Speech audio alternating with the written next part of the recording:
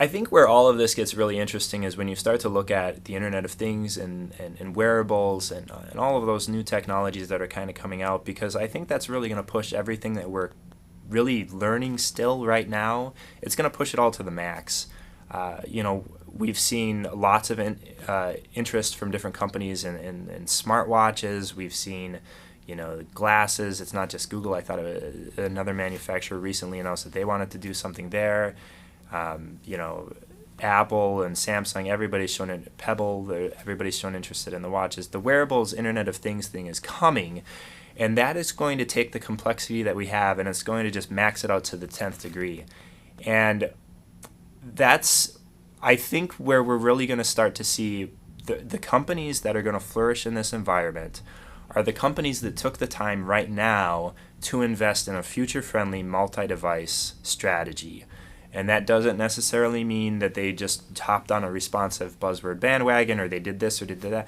It means that they took the time to assess and acknowledge what their core goals are, that they know their content inside and out and what the messages that they're trying to relay to people, what the functionality, their core functionality is to provide to people, that they've taken the time to structure that in some sort of a service level, like an API, so that they could, because a lot of these things, Internet of Things, wearables even, that are going to be companion devices, second screen devices, you're going to be interacting with them in terms of data, chunks of data. Maybe it's going to be JSON data or XML structured content.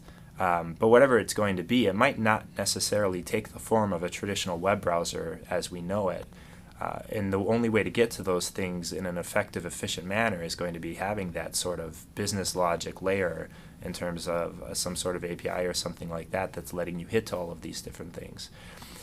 But basically what the Internet of Things and wearables is telling us right now, we don't know exactly where those are going, but we know that complexity is going to continue to increase, diversity is going to continue to increase, and companies that try to make assumptions and target based on what is popular now or current platforms and current capabilities without keeping an eye on the future are going to struggle. And the interesting thing about keeping an eye on the future is it's always hard for us to prognosticate and come up with exactly what's going to happen. But we find that the companies that take the time to be backwards compatible are the ones that are going to be more future friendly. The companies that made the least assumptions about what browsers would be capable of, what devices would be capable of, and therefore extending their reach currently, are also the ones best equipped when a new device comes out. An example, just a very, very simple example, is when people started doing responsive sites for the traditional iPhone.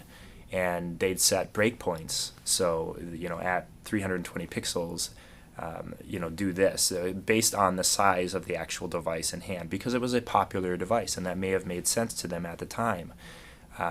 Well, then the iPhone, comes out and it changes its form factor, becomes longer, and suddenly when you've got a taller page, you've also, when you're switching it to landscape mode, you've got a wider breakpoint now.